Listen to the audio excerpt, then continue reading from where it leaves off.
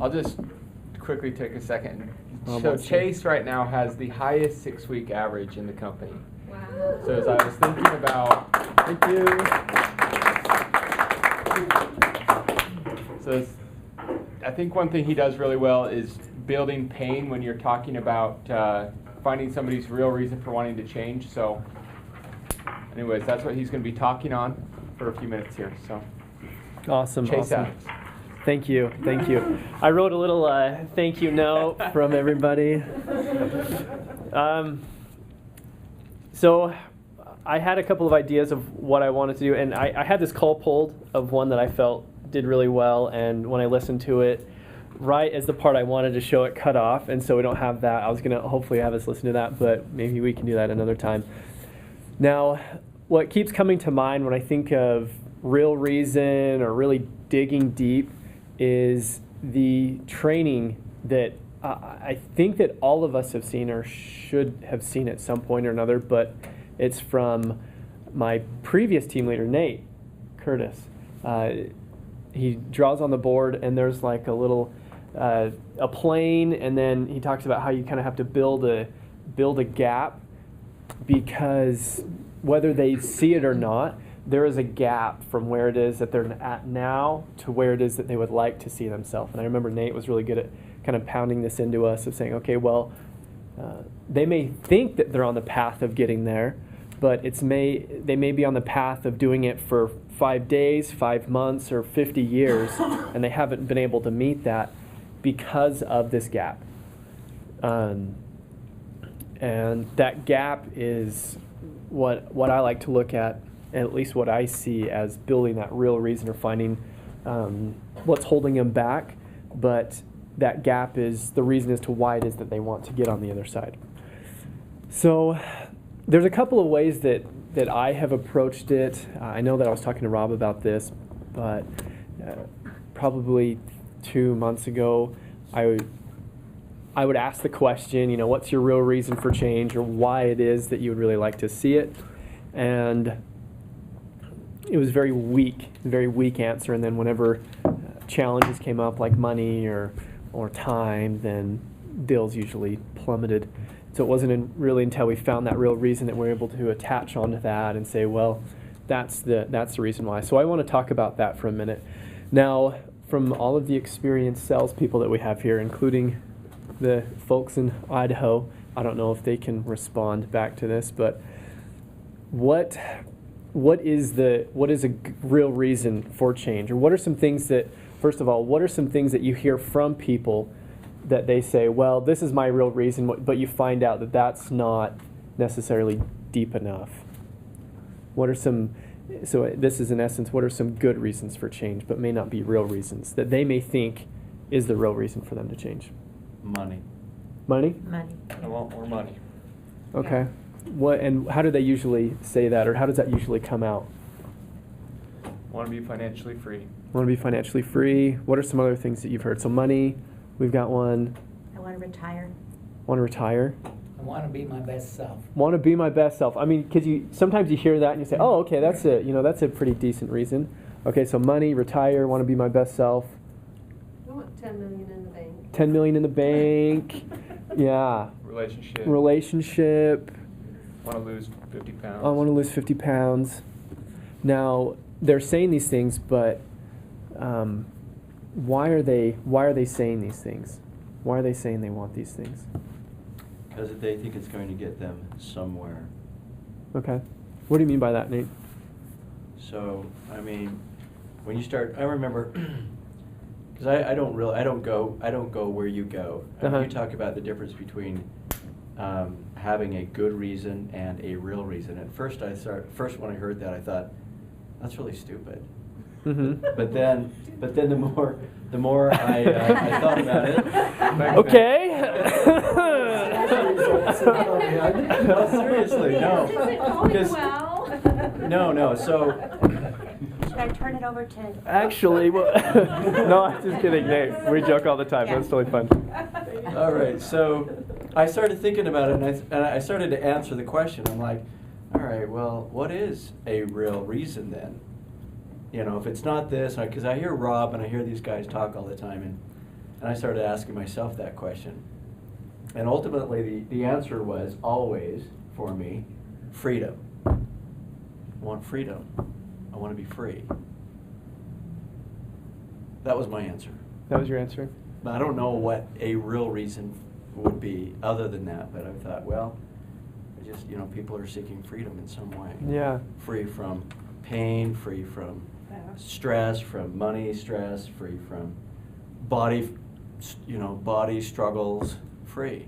Oh, that's cool. So if we can Yeah. identify that would be good. So And help them make that yeah, connection with that. yeah.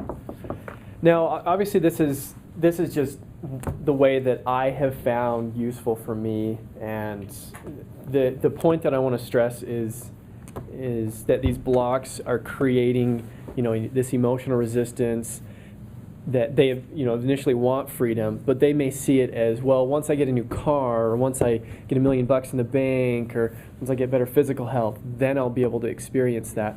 But there's reasons behind that. So this is just like an application of what it is that I do to help me understand what their real reason is, but also to help them understand that there's a reason behind why they want these things. And what I guess going through the probe, asking them that, well, yeah, I want better finances or better relationships. They may say those things, but it's really coming from something else. So I had this call, it was on Saturday, and it was with a couple, but the guy started out saying, well, the reason I want to remove these blocks is so that I can have a better financial freedom. And so we dug a little deeper. Okay, well, why is that? And his next answer was, I felt pretty good because he said, well, I want it for my children. I want to be able to see them have a great life or have success or whatever. And previous to digging deeper, I would kind of stop there and say, oh, okay, that's a pretty real reason for change. But what I continued to ask these questions and said, well, why is that important for you? Whether that happens or not, why is that important for you to want these things? And then he said, the reason behind that is because my father was abusive, or my mother hardly took care of us, and my father kind of was in and out of the home, and so I don't want my children to have that same type of a lifestyle.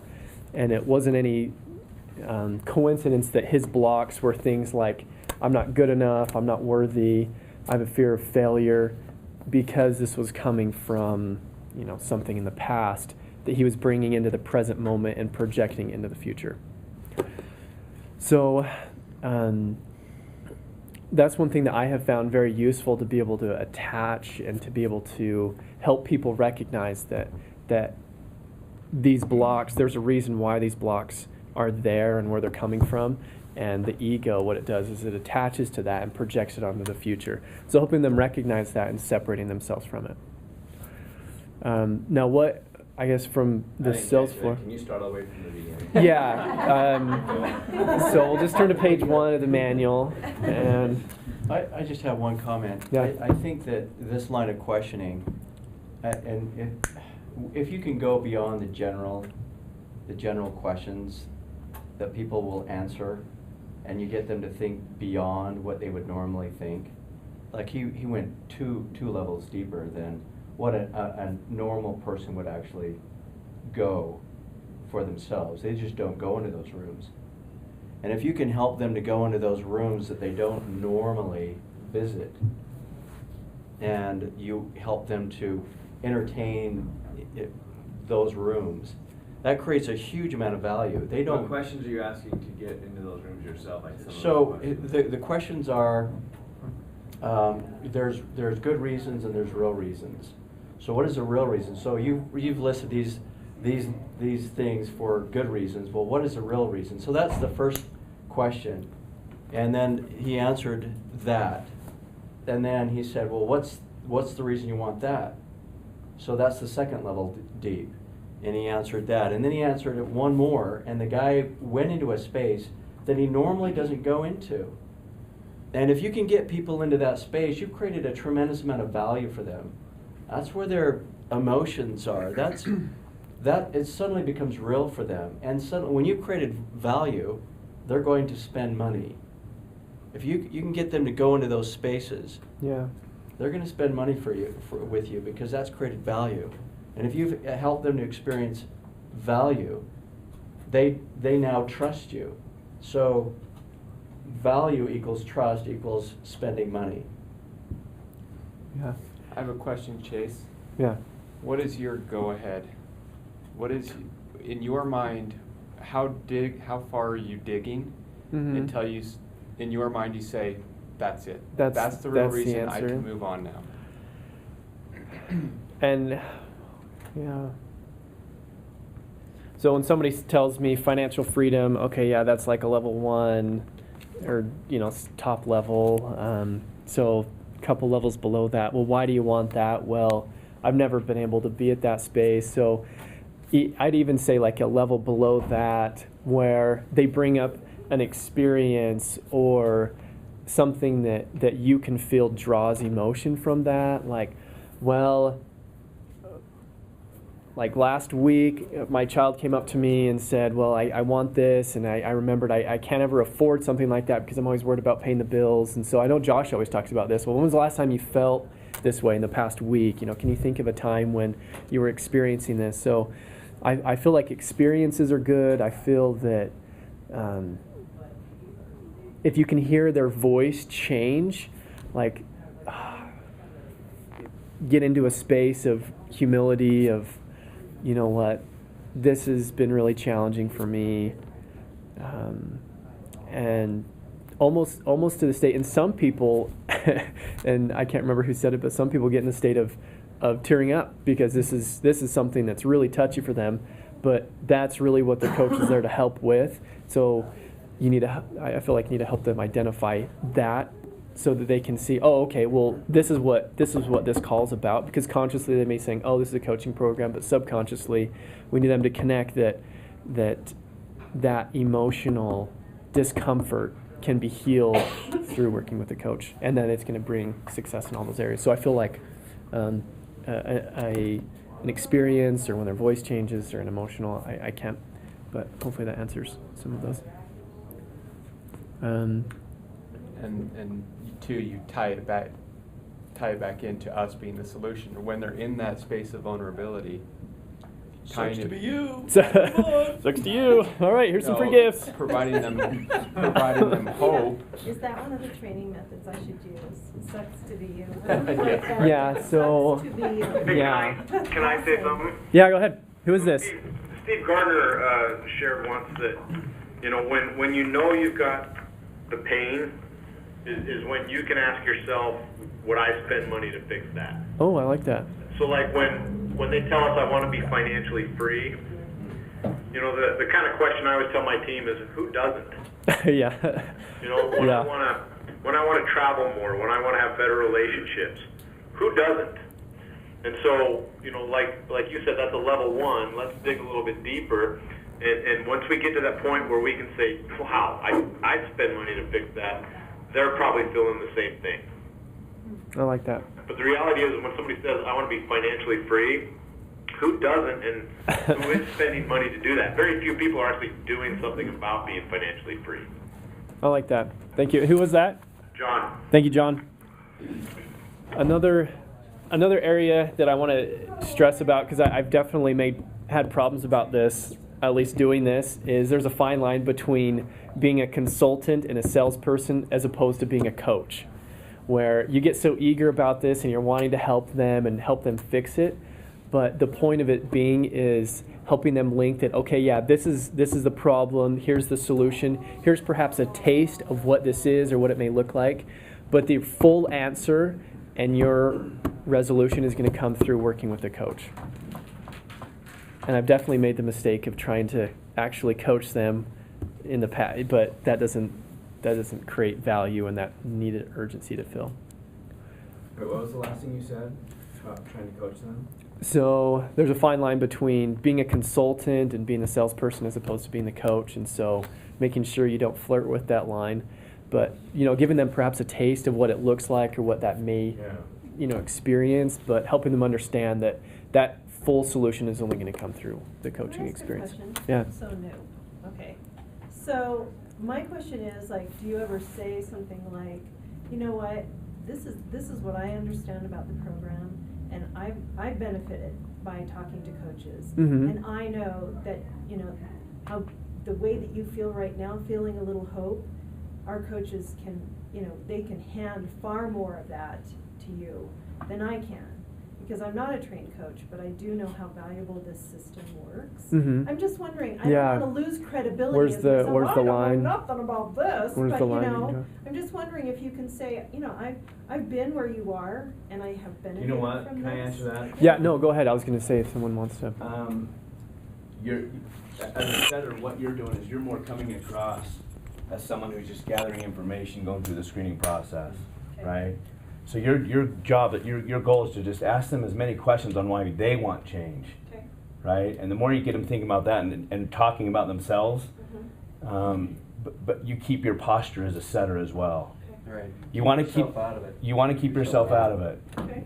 You know, leave that candy in the jar where they want to get to the next. Okay. You know, you want them to really get to the ultimately to the director who's going to spend time with them, getting to into the details of how it works. You want to keep them moving down that path, and the way you do that is just asking questions. Okay. I think that's an excellent point though, because your confidence in them getting healed or them fixing their problems is going to come from you having solutions in your own life, right? Because if you had gone through something that you're like so eager to share, so you can convey that not through words but through confidence in what you do. Okay. That's good. Nate gave me a great tip a couple of weeks ago when I was asking him a question about some of these kinds of things, and he said, when you can help them identify the pain, Mm-hmm. ask them, can you feel it now? Okay. Is that a feeling you want to carry with you the rest of your life? Or would you like to clear it with the help of the coach? Well, that's good. And what have you felt that change, or what have you seen that? Have you been able to apply that yet, or I think so. yeah? I think the key thing is when you know they're feeling the pain, where they start to choke up or whatever, or stop talking or whatever, and ask them, can you feel that pain? Is it like it normally feels when you're at your very worst? And is that something you want to carry with you the rest of your life? And how long have you been? You can do all of those. Okay. Yeah, or how long do you want to continue to feel this way? I don't. Which brings them right into the now. So if they say I don't, and they're procrastinating, and you say, how long do you want to continue to feel that? Well, I don't. Well, so if you don't want to feel that, then you've got to do something now. The choice is now. You bring it always into the now, because they've just told you I don't want to feel this way. And as soon as you bring it into the now, they can't give you an excuse to say some other day, some other time, I want to do this. You just brought them right into the now. I want to change it now. If you want to change it now, you got to do something now. Not tomorrow, not next week, now. All we have is now. Everything else is an illusion. If you want to have this experience, you got to do something now. Now. What did I say? Now. And they get it. They get it. Awesome. Thanks. We had a question back here. So, assuming they don't give you that real reason, but you've been able to pick up what the real reason is, Yeah. whether it be that they don't feel loved, they don't feel like they have control of their lives, whatever. You feed that back to them, you just say, well, you don't know, I can't proceed. That's a good question. Yeah. And I think I guess with the process that I have, and let me just repeat the question. So he asked if the response that they give you is still at that higher, level 1, and you want to go deeper, and they're not providing that deeper answer to you. Do you just move on and hope it comes later, or do you just wait and end the call there, or try and dig a little bit deeper? Now, Or do you feed it back to them? or do you feed it back to them? That's a great question. Rob, do you have a good answer for that? Rob always has a good I don't move on, and I've disqualified people for not being able to come up with a good reason. The way that I look at it is I could move on, but if they're not emotionally tied to what I'm saying, when we cover money, forget about it. It's gonna be a waste of time. So how do you get it out of them? Is that what you're asking? Well, I'm saying you are picking up that their real need is that they have lost control of their lives. They want control back in their lives. Not to control other people, but they want to control themselves. So maybe that, you've determined that's their need. Or they just have lost love of themselves. You realize that really is what it is. Sure. You feed that back and say, it sounds to me like. you've Sure. lost Yeah. And then Let's just it gives them a chance to think and ponder and say, you may be right. Yeah. Help them find that real reason. Yeah, this is what I'm hearing. Is that fair to say for your real reason? Well, yeah, it is. So why is that so important for you? Right. So even after you've related and helped them kind of put their thoughts together, once they have something tangible that they can hold, then you come in with the question after, why is that so important? And it forces them to dig a layer deep, a deeper layer down. How long have you felt that way? Yeah. But yeah, and that's good, and that also helps them know that you're listening, right? That you're caring, that you're engaged in the conversation, you're caring about helping them to identify what it is that they're wanting to work on. So. But that's still balancing that fine line. It is. Salesman and. It is. About actually getting It is, yeah. But as soon as you ask that next question, if you've tried to fill in the gap for them because they can't seem to spit it out, you ask that next question, you've turned into the consultant again. So when you get in that place of where they're not really giving you anything and you've been asking questions and everything, would that kind of be the red light moment where you give them the option to kind of see what you've picked up on, kind of like the block that they haven't wanted to admit? And then if they don't and it's not working out, then you do a takeaway.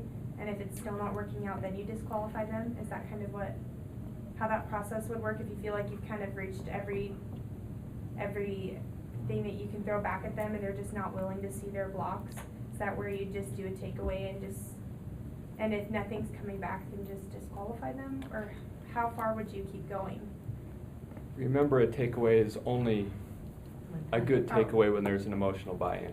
I didn't mean a takeaway. I meant the one where you said that you talk to them for a while and you try to build up the value and you get up to only a certain, you get up to that point and then you give them a phrase or something and then you have to be willing to walk away from it if If they're not giving you the real reason? Yeah, is if that what they're you're still saying? not giving you the real reason, then you kind of just throw it out there, and if they Yeah. still because sometimes I feel like they want it, they really do want it, and they're not willing to say what their block is, but they Yeah. don't want to get off the phone with you. You're Yeah. talking to them, and it's getting to the point where I'm feeling like I'm going to disqualify them because they're not giving me what their block is. I try bringing it up, and they get defensive, and so I start saying well, I'd like to part here as friends, and and then they're like, oh, but maybe we could talk tomorrow, or that kind of thing. And so when does it reach the point where you feel like the coaches couldn't help them and you need to disqualify them? I like to, when I have somebody like that, I like to ask them, I'm feeling a little resistance, or maybe it's just ambivalence. But let me ask you, is this something you truly do want to be considered for? You've said earlier you did, but I'm not hearing the responses to the questions I'm asking that would indicate your why, or why it's important to you.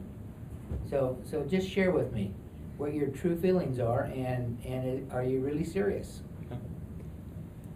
It's a really good point. Just bring it out in the open. Say, hey, this is how I'm feeling. You have to understand, I talk with 30 people a week, and all of them want to be a part of this coaching program. So we're looking for the people that we can help the most, the best of the best. And I can tell right now underneath what's going on, you're sincere, and I know that because of these things that you've shared with me, but I need something from you right now to help me understand why this is something that's so important for you. What is going to set you apart from the other 30 people I've talked to this week? And if you can't articulate that, if you can't tell me, what that is, and I know that you're sincere, but unfortunately, we can't move forward in the interview process. There's just no point in doing that. So help me understand why you're so resistant to kind of opening up and sharing. You know, if you're feeling that feeling like I'm not getting what I need, and you've exhausted all the other options that you know about, just be brutally honest. Just tell them exactly how you're feeling. I'm feeling this resistance. I can't move forward in the interview process because I haven't felt from you that you're able to express what you're feeling. And as I fast forward in my mind and think about you working with the coaches, if you can't open up and be vulnerable and share what you're thinking, we can't help you anyways. So allow me to help you, but the only way that that's going to happen is you kind of getting over this shyness, or I don't know what's going on here, but you've got to be able to tell me why this is so important to you. Awesome, thank Good you. question to take. Let me ask another question, Yeah. kind of unrelated. Now, I believe in the law of attraction. I've looked at a lot of things. I've recognized that I can't do it myself. So I made a determination that I need a coach, and I'm looking at several different opportunities. What makes you guys any different from anybody else? What makes you better than, say, Tony Robbins or somebody else? Tell me why you're the best opportunity for me. And so this is like a question that's coming from a student. Yeah, I just want to hear what Yeah. everybody else says to that. That's good. I think there's a rebuttal in that list of rebuttals that says, that has that question, like, well, there's plenty of other coaching programs out there that I could go to, and it says something like, yeah, there are other programs, but I don't think they have nearly as good a track record as we do with all this success and all these partners. Kind of goes along those lines. What is your track record? Well, we worked with over 70,000 students in over 85 different countries. Have you documented that anywhere? It's kind of on the students page. It says something It says about- tens of thousands. That could be 20,000, not 70,000. Do you want me to step in? I'll overcome it. If he's going to play hardball, we The can. whole point is, I believe we're the best. I believe we have the best track record, and I tell people that. Right. But at the same time, when they're saying, tell me why you're the best. Well, we have an A+ rating with the Better Business Bureau. Well, so does Tony Robbins. Yeah. We have this, this is an honest answer, not somebody, it's an honest inquiry, not somebody trying to get off the phone or something Sure. like that. Sure. I'd say, well, I think what sets us apart is, number one, we're focusing on a belief level change. Tony Robbins has a great program. I'm a huge fan of Tony Robbins. I read all of his books. I love everything he has to say. But a lot of the times he's coming at this with the perspective of motivation, and he does practice some of these techniques that we talk about, but for the most part it's more motivation and really changing your state. What we're talking about is going into the unconscious and literally clearing the limiting beliefs that have held you back. But more importantly than that, Pete, let me ask you this. Do you fully believe in the law of attraction? Yes. Okay. So if you believe in the law of attraction, you believe that you and I are on the phone right now for a reason. Would you agree with that? Yes. You've been sending out an intention for some help, whether that's been conscious or unconscious. You've been sending out an intention for help. And now you get a call from a guy named Rob Mix, who says we have a great program helping you to clear out these limiting beliefs. We've helped thousands of people, in fact, to do the very same thing. So this is how the law of attraction works. Are we the only program out there that can help you with these things? No, I realize that. No, but I'm a realtor, and if there are 4 houses out there that I think I want, or would fit my category, I'm going to look at all of them. I understand, but you have to understand, Pete, we're not talking about a house, right? This is not purely a financial decision. So look at it this way. We're not the only coaching program out there. You're right about that. You can explore your options. And I agree with you. I think I attracted your call, but I also attracted 2 other coaching calls this week. Okay. And I'm going to follow up on them. I really am leaning toward Joe Vitale. Yeah. And I like him. I like your program and what you've told me. But I want you to tell me. At that point, you think you could just start, what are you looking for in a coaching company? Yeah. You know, maybe start getting what he's looking for, and then maybe tailor it around. Yeah. tailor it around. You know, and she mentioned Bob Proctor, but he's one on many. So what I would say, I'm always going to go back to the belief. So I'd say, Pete, as I'm hearing you, I understand what you're saying, and please don't take anything I say the wrong way, but all you're doing is procrastinating. That's what you're doing. We're not looking for people that are shopping. We're looking for people who are sincere about life change and serious about doing it right now. So if you're comparing us with other programs, I don't want to continue because I want you to exhaust all options before we continue this interview process. But as I look at the beliefs that you have shared with me, the patterns of procrastination and so forth that you've already told me about, I just see that as that pattern coming back. You're just procrastinating. There's no other way to put it. Because if you think about it, I don't care which program you do. I think we've got a great one, and I think we can definitely help you. And like our track record suggests, we've helped thousands of people to do it. But the most important part is you getting change. And you jumping from program to program to program, looking for the best one or the cheapest one, or I don't know what it is you're looking for. But Let me ask you a question. You said a moment ago that what we really focus on is the belief level and at the subconscious. Now, are you the only ones that do one-on-one at the belief level? as far as I know, we are. So that's really the defining difference between you. The others teach principles and maybe even some clearing, but it's usually not one-on-one at my own personal level. Right. So we could say that and then include we don't make you walk on hot coals either. Yeah, yeah, exactly. Jody? So, I very rarely ask questions because I'm so new and everything's going over my head. So at this point, is this a good time to point, this is where I want to go, is tell them, you already know the answer because the law of attraction is coming to you. The answer's within your heart. You know which coaching program to go to. Don't let your program get in the way of that decision because you got this call, because you sent an intention out. Look inside your heart, past the beliefs, and you will know that this is the one because we're the only one that works one-on-one to clear those beliefs and then give them time to think about it. That's what I want to say. That's good. Is that That's good, yeah. where you want to That's go? pretty good. I'll write that down. That works, yeah. Hey. Okay. So I had a lady yesterday that I called and she was just a new lead and she was super difficult at first. She kind of said, well, I'm a coach kind of, and she hated the millionaire brain. You know, she had all these objections on how he did positive affirmation, stuff like that. So I was trying to go a little bit deeper and she said, she's like, well, I could be one of your coaches, but I mean, I've looked into many coaching programs and none of them have done what I've been able to do for myself. And so she asked kind of the same question of like, what could you guys do for me? And she's like, I could do something for you guys, but I don't think you could do anything for me. And so one of the things that Rob told us that really helped, if people kind of feel like they don't need coaching, but they feel like they need help, but they can do it by themselves, is saying that like even coaches have coaches. Joe Vitale has coaches, like in the rebuttal.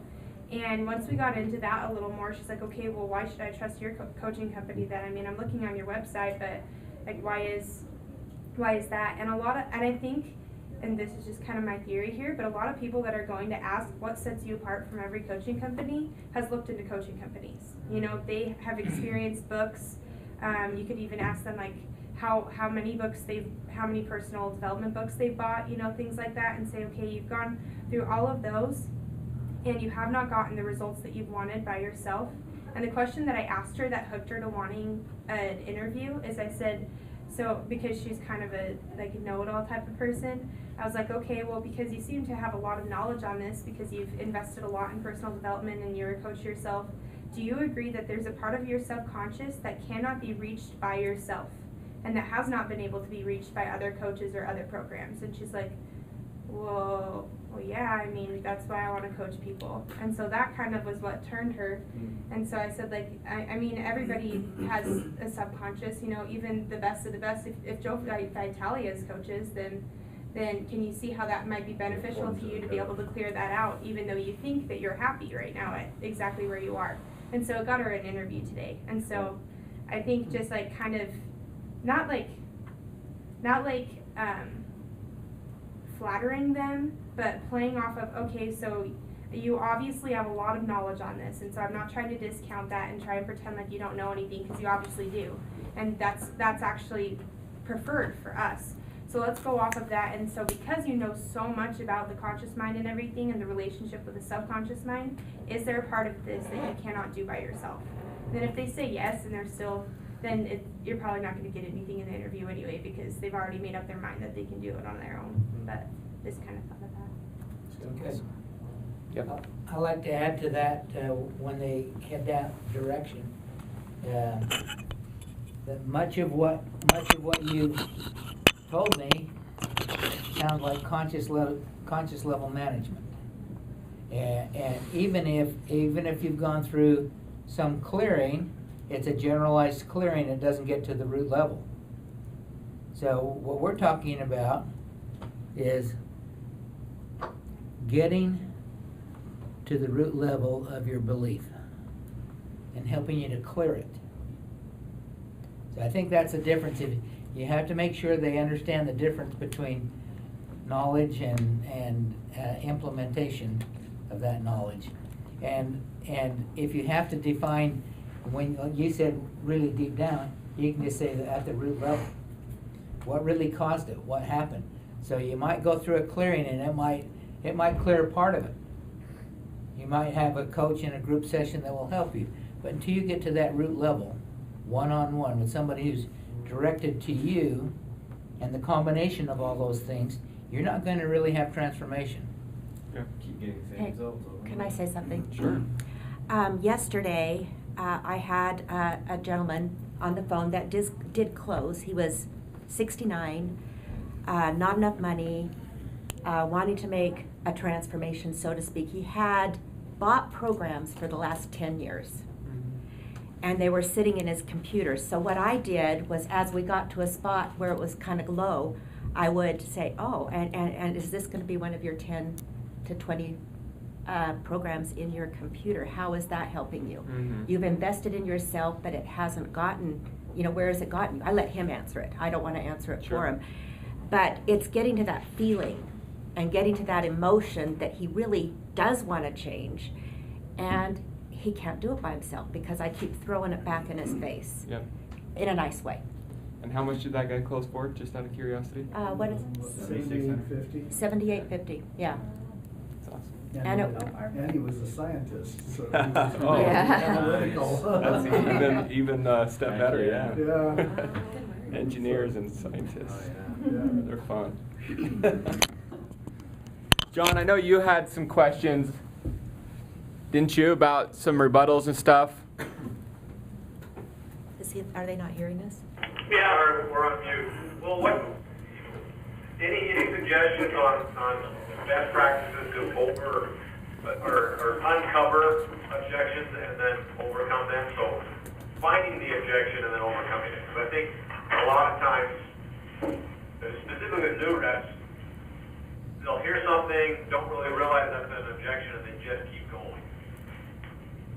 So any practices you have on finding and overcoming objections?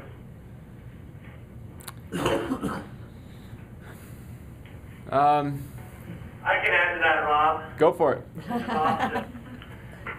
question that I really like to ask them is, even before we get through, as we start going through the profile building, I say, is there any reason why you wouldn't be able to make a decision today? Is there any reason why you can't move forward today? And usually they'll come up with something like they need to speak with their spouse, or it'll just come down to the finances, and then right away I know what that objection is and I can address it. Yeah, that's good. I think also active listening is a huge part of it. If you're asking questions and you're getting answers that are less than firm, there's probably something that they're not telling you. So if you're getting, are you comfortable making the time? Yeah.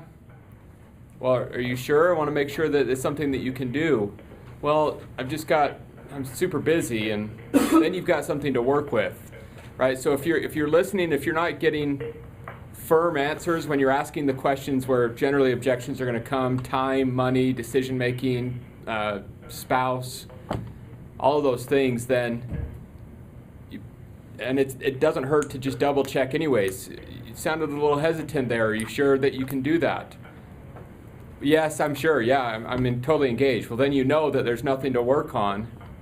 But chances are, if they're saying something and it's not really firm, that there is something to work on.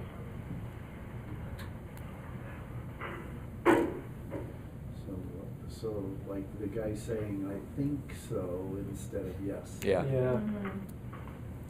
Yeah, I think so. I think I could commit the time. Yeah. Fortunately, that doesn't cut it. This is. What does that even mean? Yeah, what does that mean? I mean, you think you.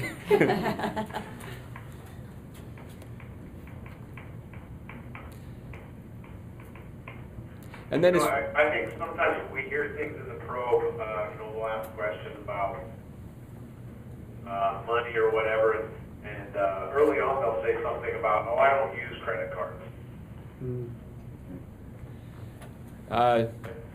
Does that mean you don't have them, or does that mean that you don't use them? Well, I have them, but I'm just against using them. Okay. What that tells me, John, is that you probably use credit in the wrong way. Have you been in a lot of consumer debt in the past? Is that why you don't use them anymore? Yes. Okay. So that absolutely tells me that you're using them the wrong way. Credit, you have to understand, it's just a tool. I could use the analogy of a fire. If you're lost in the woods, a fire can keep you warm, it can cook your food, it can keep you alive. But if you take that same fire and bring it into your house and use it irresponsibly, it's going to burn your house down. So the fire didn't change. The fire was just the tool, and what changed whether or not it was a good or a bad thing was the way in which that tool was being used. So it's understandably, if you haven't used credit the right way in the past, it's only hurt you. Your perception of credit is going to be that it's a bad thing. But what we're trying to help you understand is that you can use it to actually benefit you. Again, you have to remember, the only reason we're having you use credit over cash, number one, you said you're living paycheck to paycheck, so you don't really have a lot of cash to invest. But more importantly, you're just trying to buy yourself some time to work with the coaches and get clear. So can you see, coming from that perspective, how credit might not be the bad thing that in your mind it is because of how you've used it in the past? Yeah. And what I'd like to point out is, like, my team that's listening to that, Rob didn't say, okay, well, you don't like using credit. How are your relationships? Well, okay, later on we're probably going to have a discussion about credit, so instead of putting that discussion off, let's just have the discussion now. Yeah. Why don't you like getting credit? Let's get it out there, yeah. Well, and also if you just bypass that, it sets a precedence for the rest of the call that they're running the show, that, you're not going to call them out on stuff that you need them to believe in or buy into. And I like what you said about active listening. I mean, listen to what they're saying, because oftentimes they'll embed an objection into their comment. And if you can hear that and take care of it now, it's much better than trying to take care of that during commitment. Yep. Yeah, you want to do all your heavy lifting before commitments. I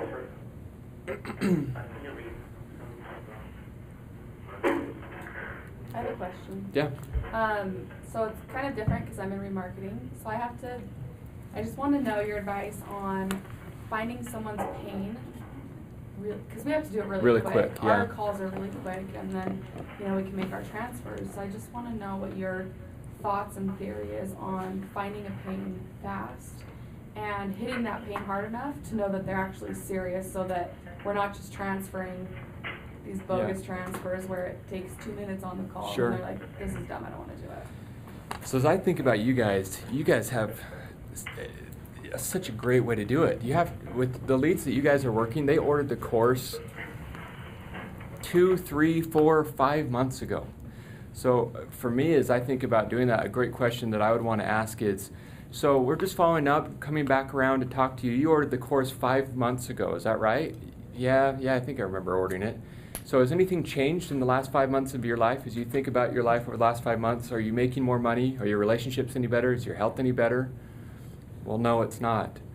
Okay, well, let me tell you the reason for my call.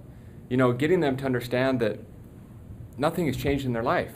You know, you have the benefit, rather than, we have the benefit where they've ordered it that day, so they're in that mindset of change already. That's our benefit.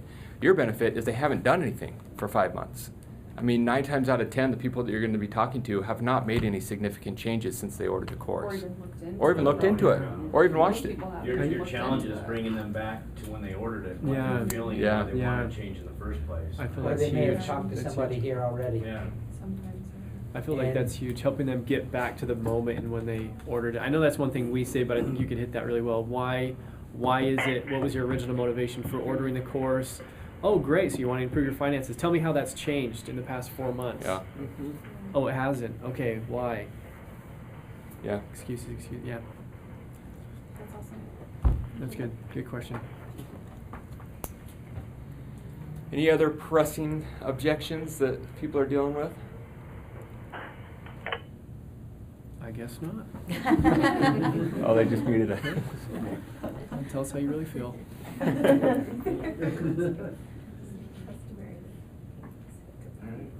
All right. Maybe just grace him in. Thanks, Chase. Stand it up. Yeah. Okay.